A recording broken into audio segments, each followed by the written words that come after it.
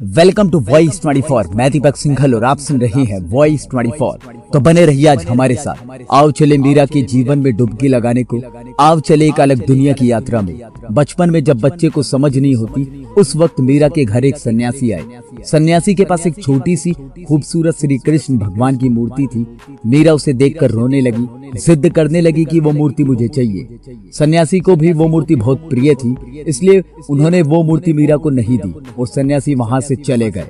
और मीरा रोती रही कि मुझे वो मूर्ति चाहिए। रात में जब वो सन्यासी सो रहे थे तो उन्हें सपने में श्री कृष्ण भगवान दिखे और बोले, ये मूर्ति जिसकी है उसी को दे आओ, उस बच्ची को रुलाओ मत। अगले दिन वो सन्यासी फिर से मीरा के घर गए और वो मूर्ति मीरा को दे दी। इतनी छोटी बच्चे के लिए वो मूर्ति सिर्फ एक खिलौना मात्र हो सकती थी, लेकिन मीरा के लिए मानो बीते कई जन्मों का प्यार मिल गया हो। इस भांति वो उसे प्यार करने लगी।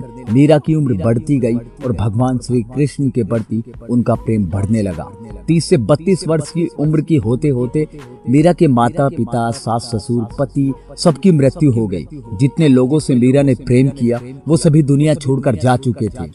30 वर्ष की छोटी आयु में ही उनसे सब कुछ छिन गया। मीरा काफी दुखी रहने लगी और अंदर ही अंदर वो जान गई कि ये सब रिश्ते नाते जीवन में कोई साथ नहीं निभा पाता, सब चले जाते हैं।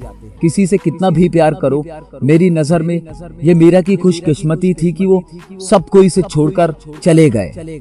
अब कोई न था जिससे वो प्यार करे। उसने सोचा अब दुनिया में प्रेम करने योग्य कोई नहीं है, सिर्फ एक ही है और वो है भगवान श्री कृष्ण। मीरा का प्यार जो कई जगहों पर बटा हुआ था, अब वो सिर्फ भगवान श्री कृष्ण पर न्योछावर होने लगा। मीरा भगवान श्री कृष्ण की भक्ति और प्रेम में लीन और पागल होने लगी। जगह जगह मंदिरों में वो भगवान श्री कृष्ण के लिए प्रेम भरा नृत्य करती। जगह जगह उनकी ख्याति फैलने लगी। मीरा को लोग जानने लगे। राजघराने की बहू होने की वजह से मीरा के देवर राणा ने उनका कई बार विरोध किया। ये सब बंद करो, इतने बड़े घर की बहू होकर तुम कहीं भी नाचने लगती हो। और राणा ने एक बार मीरा को जहर भी दे दिया, लेकिन मीरा भगवान श्री कृष्ण के प्रेम में डूबी भगवान श्री कृष्ण का नाम लेकर जहर पी गई और वो जहर भी अमृत बन गया। अब इसे बहुत डीपली समझने की कोशिश करते हैं। जब हमारे अंदर स्वयं भगवान का वास हो जाता है तो हमारा शरीर जहर को भी अमृत बना देता है। वैसे कोई अगर जहर खा ले तो वो नहीं बच सकता। राणा द्वारा मीरा का बहुत विरोध किया गया, कई बार परीक्षा ली गई। मीरा का नृत्य देखने बड़े बड़े लोग आते, जिससे राणा के अहंकार को ठेस पहुंचती कि मेरे परिवार में मुझसे ज्यादा सम्मान किसी दूसरे का कैसे हो सकता है। मीरा को अपना गांव राजस्थान छोड़ना पड़ा। वो वृंदावन चली गई। कुछ दिन वृंदावन के मंदिरों में रही, फिर मीरा को वृंदावन भी छोड़ना पड़ा। वो द्वारिका चली गई। वर्षों बाद राजस्थान की राजनीति बदली, राजा बदला। राणा का सबसे छोटा बेटा उदय सिंह गद्दी पर बैठा।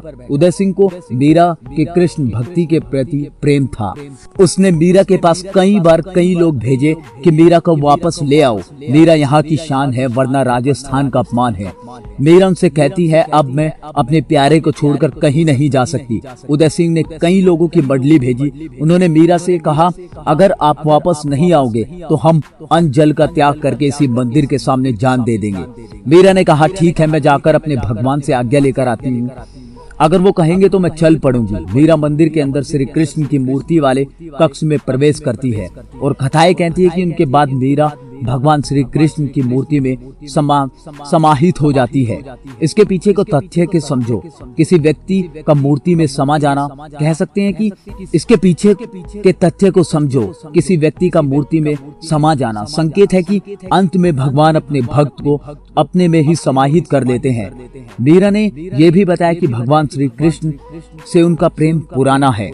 लोग कहते हैं कि मीरा भगवान श्री कृष्ण की परम भक्त थी जो दुनिया में आई थी, लेकिन मुझे कुछ ऐसा लगता है कि भगवान श्री कृष्ण खुद मीरा के रूप में दोबारा पृथ्वी पर आए थे। जिस दिन भक्त अपने आप को भगवान के लिए समर्पित कर देता है, उस दिन उसके शरीर में स्वयं भगवान श्री कृष्ण वास कर जाते हैं। ये भी कहा जा सकता है कि भगवान श्री कृष्ण ऐसे लोगों के हृदय में बैठकर उनसे महान कार्य कराते हैं। अपने अंदर भगवान श्री कृष्ण, आपके अंदर भगवान श्री कृष्ण का वास है।